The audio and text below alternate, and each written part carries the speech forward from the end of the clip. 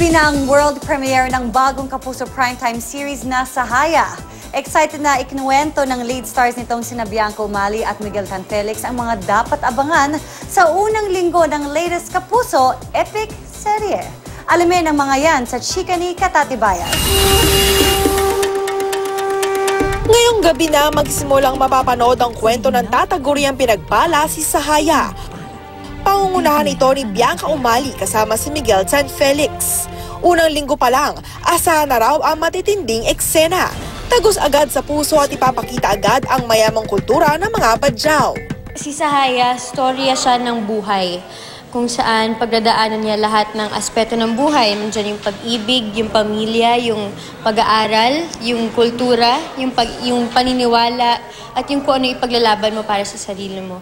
Para kay Bianca, ito na ang pinaka-challenging role na kanyang ginampanan. Kay Sahaya, sobrang complete stranger siya for me.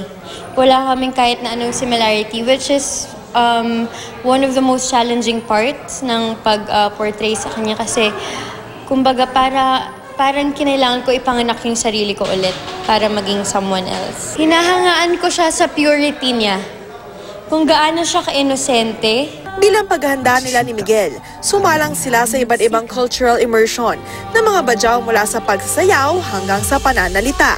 Bawat gamit, bawat galaw, bawat movement sa kanila, bawat parte ng damit may ibig sabihin. Kaya interesting siya and challenging din for us kasi kailangan namin maging tama sa mga bawat episodes. Gumaganap bilang akmad si Miguel. Excited siya sa pilot week lalo pat pinaghirapan nila lahat ang bawat eksena sa Sahaya.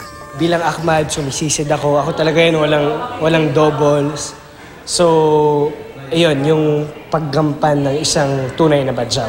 Pero masaya siya. Mapapanood ang Sahaya mamayang gabi pagkatapos ng Karamiya. Katatibayan, updated sa showbiz happenings.